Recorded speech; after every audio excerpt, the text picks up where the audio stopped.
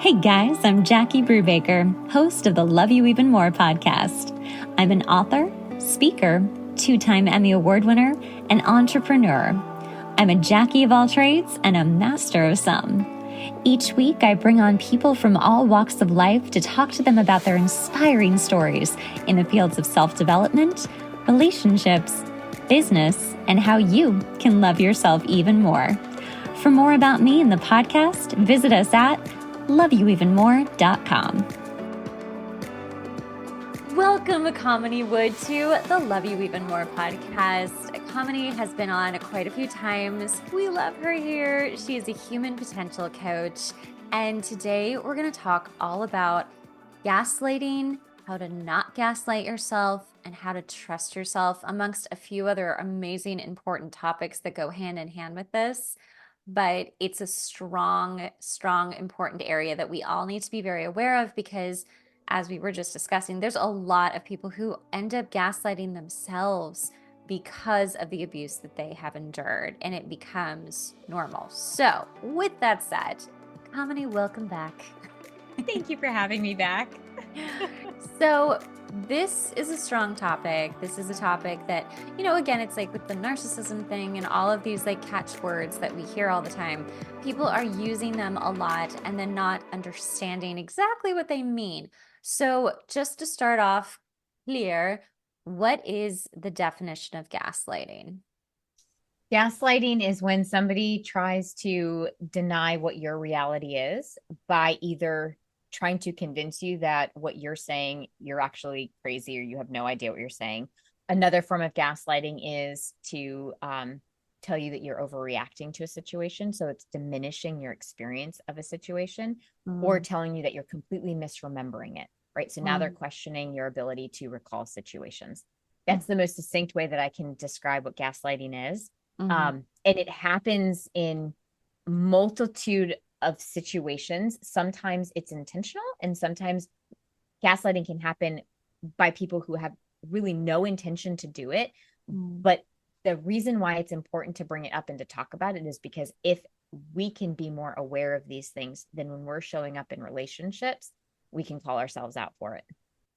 That's such a great point, because I think a lot of people are messing up in their relationships and they don't know that they're doing it. They have no idea how it's happening, and it's confusing for both partners, especially if one partner's like, "You're gaslighting me." And they're like, "What? No." And they really don't think that they are. They just think, "No, this is my perspective. This is how I see it, or I feel about it, or I remember it."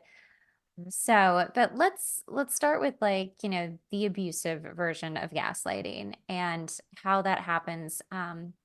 Again, like we hear a lot about gaslighting from narcissistic people in situations, whether it's work or family or relationship.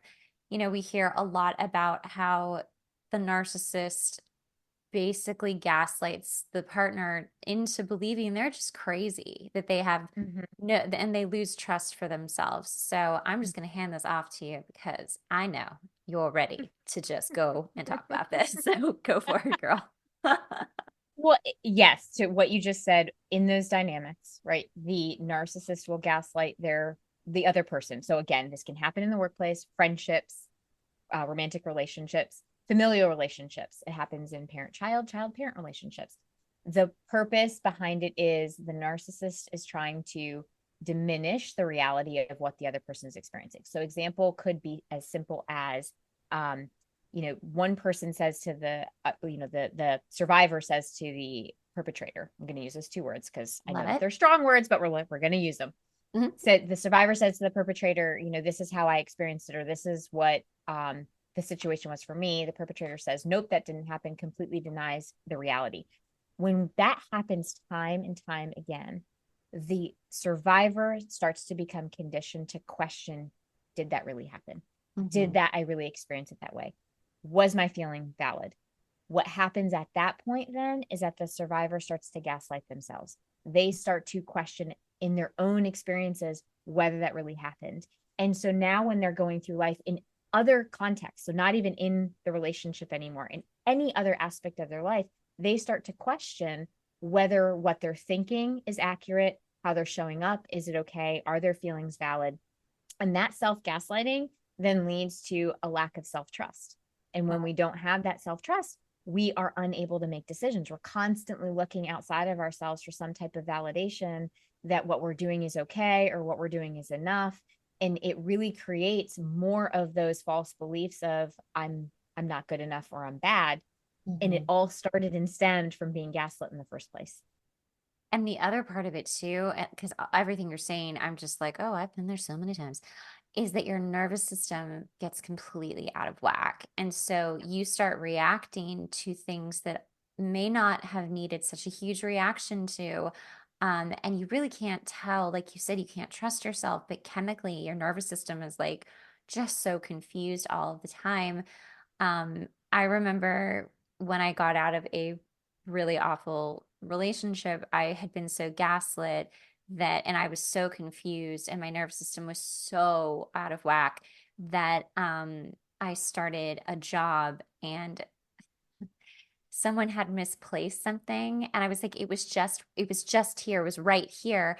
And I felt like they did it on purpose, but they didn't. But my brain was so conditioned, like you said, to just not trust myself, the situation. Was it really there? Did I imagine that? Am I going crazy? Like, and I feel really terrible for like snapping at this poor person because they did not deserve any of my like snappiness. And I wasn't mean, but you could tell like I was not okay. And that's Mm-hmm. what's awful is that when you're just walking around in this like heightened state of hypervigilance and like fear, you're just scared all the time. And you're scared because you're starting to question your sanity. Like it can get to that level of abuse. Um, what just go on. Just keep talking, girl. Just keep talking. I have no No, question. what you just said is so accurate though, because the body ends up holding on to those memories, right? And this goes back to um, recognizing that from the somatic side. And you and I chatted about this even the last time we spoke, is that our body has those memories. And so every time that we're gaslit, the Mhm. body's also having that memory. I Yeah. know that for even my own personal experiences with this, you, to your point, you end up being hypervigilant, but that hypervigilance, like you said, sometimes we end up snapping, but sometimes that hypervigilance leads you down the other path where you just dim and you shut down and you Mhm. don't engage anymore because you don't, again, going back to the self-trust, you don't Mhm. trust yourself Mhm. in how you're seeing things or experiencing them.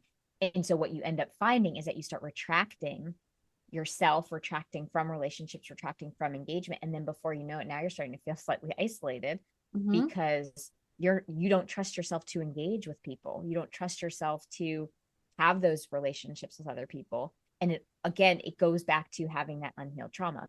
We really need to call this out as trauma Mhm. because those dynamics, those relationships are abusive. Again, we have to use the verbiage, Mhm. and that abuse is traumatic. And until we're able to work through that trauma and we're no longer keep re-experiencing it, we're Right. going to have that lack of self-trust. So, what are some of the first ways someone can be like, okay, I'm out of this abusive Mm-hmm. situation. I'm clearly scared on every level. Mm-hmm. I'm scared of myself. I'm scared of the public. I'm just scared of getting hurt again, essentially. What is like a very first baby step someone can do to start gaining more trust?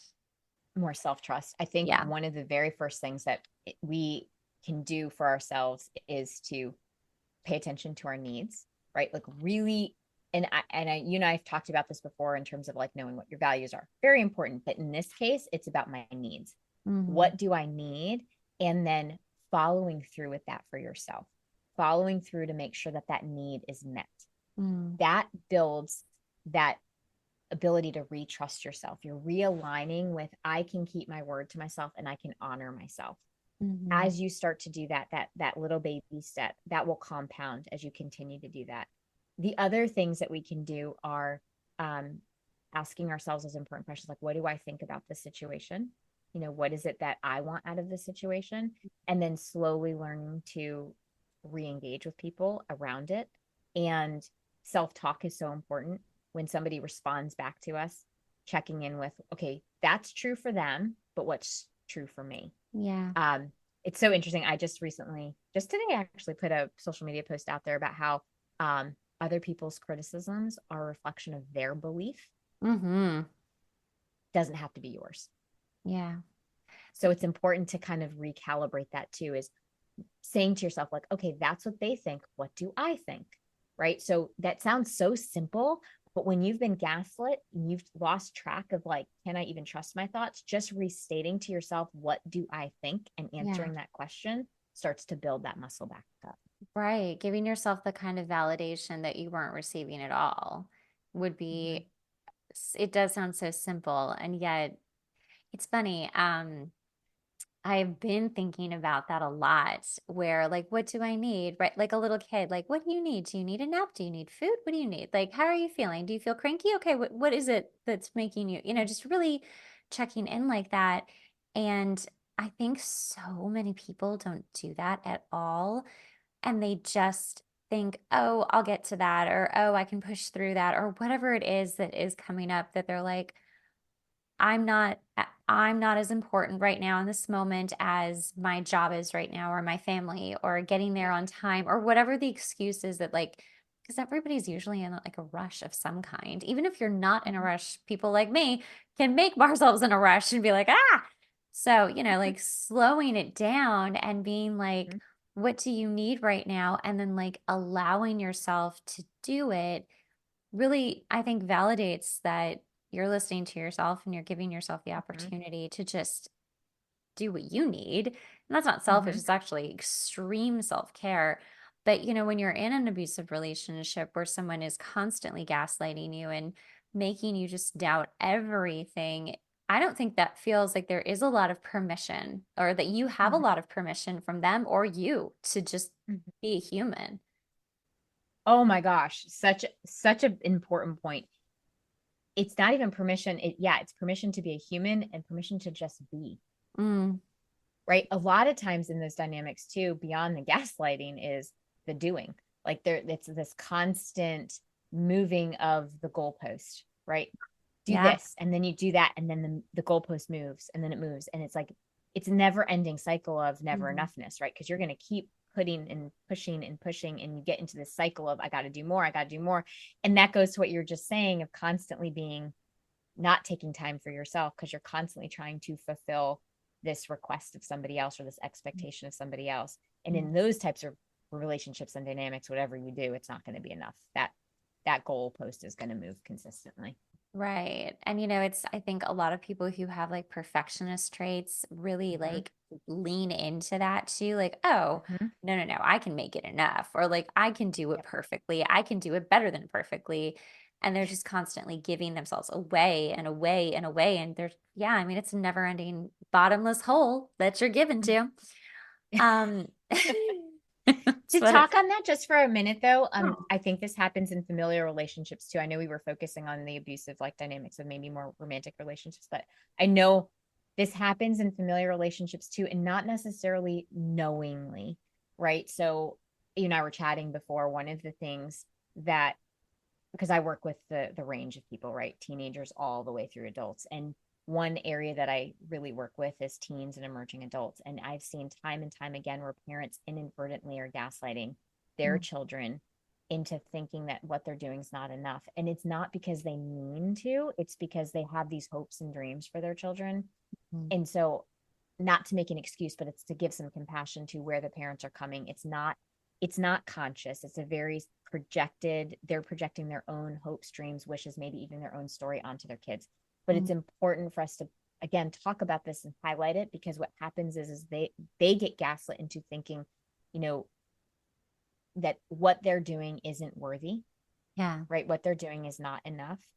And so then that goalpost consistently moves for them as well. And then they get already thrown into this cycle of not enoughness. And then they start to gaslight themselves that, yeah, that was great.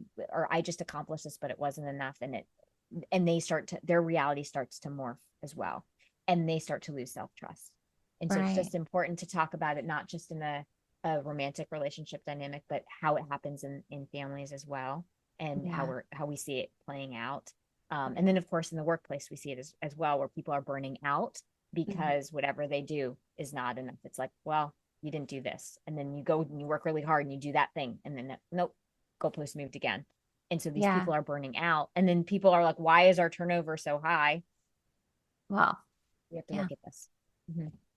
Yeah, it's really scary. I do have a lot of empathy for teenagers and, even kids right now because of what happened with COVID and school and like the lack of education that was happening during lockdown. And it's like a lot of kids are trying to like make up for some really bad years of not getting the kind of education they deserved. And it's scary and hard. And then if you have that parent who like has never been through lockdown as a student, Right. telling their kid like, hey, you should be better at your age. I was like this or whatever they're saying. It's just so defeating for that child. I mean, how on earth could they ever be enough? Um, in talking about just, not feeling enough, because that's something that so many people feel is just like, I'm not enough because I didn't hit the goalposts of my life, or I'm not on track because, I didn't do the normal things that like everybody's supposed to do. And maybe you're like living your life in a different kind of a way, but it's like, how can we, whether you've been gaslit or you're just not feeling like you're enough because of whatever, how can we try to just really start accepting ourselves for who we are after a traumatic situation?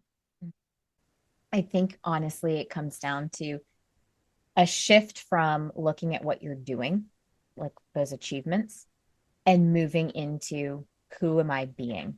So Mm. it's not about discounting the achievements. Absolutely, we celebrate the crap out of those, right? This is what I did. I'm amazing. Like that was amazing. I'm really proud of myself for that. And then follow it up with, and who was I in order to accomplish that thing? Who was I being? Because that's what we're looking for. We need to, especially coming out of an abusive relationship, it really is about realigning with your own self. And if Mm. you continue to just define it by the things you do, you're not truly reconnecting with yourself. So shifting it from just looking at the things you're doing or just the things you're accomplishing and like looking at who you are being and how you are showing up and acknowledging those parts of yourself, that's where the real nugget is. Yeah, it's so true. I was actually just thinking about a friendship I used to have, and I was like, wow, you know, I think I've only had one strong friendship like want to end a friendship with me. And actually, it was for like a moral thing. Like she was very religious and she didn't agree with something that I did. I did not know that at the time. It took me years to figure that out. And then I was like, oh, I see. But it was valid for her, it was valid for me. Like nobody was wrong and everybody was right, actually. But I was thinking, I was like, wow, I'm really grateful that I have friends who have always been here and don't leave. And if I leave a friendship, it's because you've really, really messed up. Yeah. And, having that like feeling of that's who I am inherently. It's not what I do, it's not my career, it's the relationships that I have in my life. And it's the Mm-hmm. people that, just really accept me for who I am and not what I have or something like that. And I Right. think that that Right. is so important. And I was really glad that that kind of came into my brain right before we started, actually.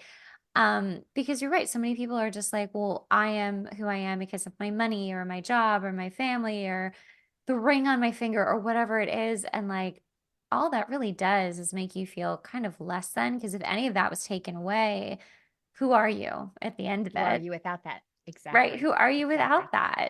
Yeah. Yeah. Yeah. I mean, we even deal with like, with high performers and stuff with athletes or of that type. It's, who are you without the sport? Like, it's Mm-hmm. amazing that you're accomplishing all these things. And who are you without Yeah. that? Mm-hmm. Yeah. I had a boyfriend I loved him. He was so great. We're still friends. And he was like, emerging, like kind of famous drummer. And he was like, what if I wasn't a drummer anymore? Would you still want to be with me? And by the way, I was like really young. I was like 21.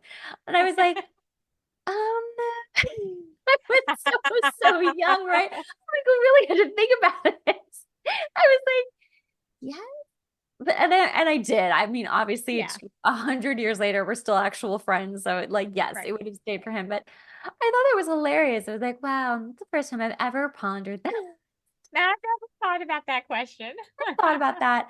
But it's true. I mean, who are we without the stuff that we have and about the persona that we have, the car that we drive, and like the clothes that we wear, and all of that crap? Like, I think it's so interesting when you go to like other countries that are way, way more native. Like, it is just like a third world country. Like, nobody is thinking about this stuff really. Like, people are Mhm. just living their lives. And it's so refreshing to me to just be like, yeah, this is what it would look Yeah. like if we took away all the crap that makes us us. And then when it comes to like a psychological stance of who am I based upon, like for an example, I'm just thinking of like if you're in a relationship but it's abusive, but the Mhm. relationship is its own entity, and that's like how people see you and you guys together, and you could Mhm. never break up Mhm. because you've been together forever and you're like the cutest Yep. couple on earth. Couple goals, like the Yes. pressure, you know, Yes. like, but you're being abused. Like, that would be so hard to get out of. At what point would it be just too much, because that's having been conditioned for so long. It's like getting out of that and then being like, who am I now? How could Yeah. someone start to like really kind of figure out who they are? What you just brought up is such an important point that we really do need to recognize.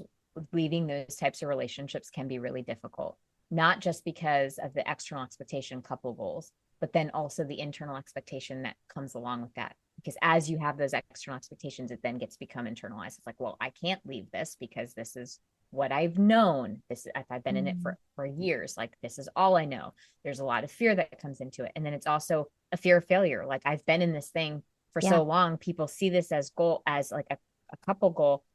I will be seen as a failure if I say, actually, this isn't working for me. Hmm. So, first of all, it's acknowledging that it's extraordinarily courageous to have come to a place where you are making a decision for your own value and worth, right? Where you and I'm not saying that if you're staying in a relationship, like you're not making that decision. For me, it's always about um honoring where a person is at the time. Because so often I think people who stay in the abusive relationships, they get demonized of like, well, if it's that bad, why didn't you leave? it's Absolutely. not it's not like that at all. It's there are different people have different values that are coming up at different times. Like for instance, for some, maybe there's a value of keeping a family together because that's the value that's a priority at that time, and so they've chosen to stay. And then maybe later in life they realize that the values have shifted a little bit, that now maybe they do have a value of maybe their health and well-being, and they're saying, you know what, now I have to shift this. And it doesn't mean that that value of family is not there anymore. It's just that at times in life our values are going to compete, and we will have to make the best decision based on where we are with priorities and values. So I just kind of want to touch on that because I think that that's Yeah. important to just name Hmm. in terms of how you come out of that long-term relationship, or where that is, where it's seen externally as like, oh my gosh, you guys were meant to be together and now you've left. It is really about giving yourself grace and permission to grieve the end of the relationship, because there's going to Mm. be grief involved in that because it's still a loss. And then it is about coming back home to, making sort of some way of acknowledging for yourself your own reasons of why you left, because there's going to be a lot of pushback. If Oh, people yeah. from the outside have this idea of like, you were meant to be together and now you've left, being really strong in your own resolution and Yeah. just really making peace with that, it's going to be number one. And Hmm. then after that we go back through, okay, so where am I now? What's important to me now? What is it that I need? Right. So we're just Hmm. re-engaging with those pieces of self. So it's still the same in terms of that. But I think the piece that's really important is coming to your own acknowledgement and acceptance of the resolution that you made and the choice that you made, so that you have that inner dialogue going on, because there's going to be a lot of noise on the outside. Mm. I think that's great. I love that. That's a really great place because, like, I feel like that's happening right now. People are leaving their first marriages. We're sort of in Mm-hmm. that age group where it's like, okay, we've been together for 10 years and that's not going to work anymore. And they're starting all over again. And if that had been a relationship where there was a lot of gaslighting or control or narcissism or any of that, you're really coming into a place of who am I? How can I trust myself? am I enough? And Mm-hmm. everything we've really covered. Um, I just think it's really, really important that we're talking about this, like you had said too. Just when you've been gaslit for so long, it really does dim your light. I mean, I'll definitely speak on my own behalf. That's definitely happened. And I think it's funny because I think a lot of people would look at me and be like, I don't think that's true at all. You seem pretty shiny. You've done a lot of stuff. You're not like some Right. shrinking violet. And I'm like, mm-hmm.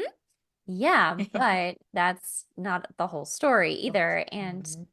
so, like, I also feel like it's always so nice when other people talk about things and then you hear it and you're like, "Oh, wow, that's so nice. I'm not alone in that."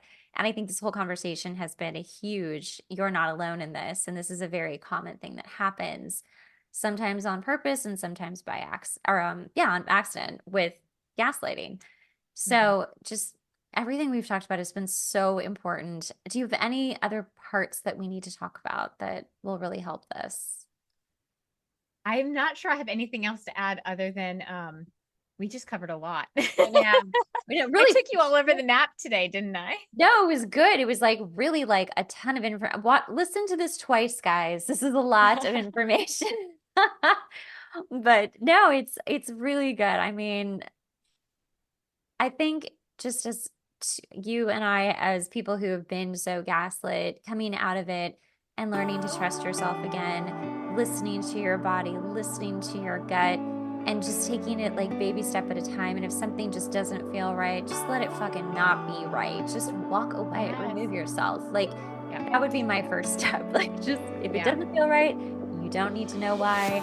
And it'll help you to start figuring things out, like without the gaslighter around. Mhm. And also, And oh my gosh, I have to just say that such what you just said is spot on because it also recalibrates listening to your inner voice because that's the voice that gets lost when you can yeah, gaslight is people will say it in different ways. I don't know what my gut's saying. I don't know what my intuition is saying. Inner voice, all of those are indications that it's that disconnection from self. And so what you just said doesn't feel right. Lean into it. yeah, Lean into it. yeah. You don't need to know why it doesn't feel right. It just doesn't. So just let it Mhm. be. Well, I love this episode and I just adore you. And thank you for coming on to talk all about this again. You'll be back. We'll find other topics. I feel like we could just like keep it going, just keep it all going. But thank you so much. Tell people how they can find you. I am on the web at cominiwood.com and Facebook and Instagram at the handle It's Authentic Me. Perfect. Thank you. Thank you.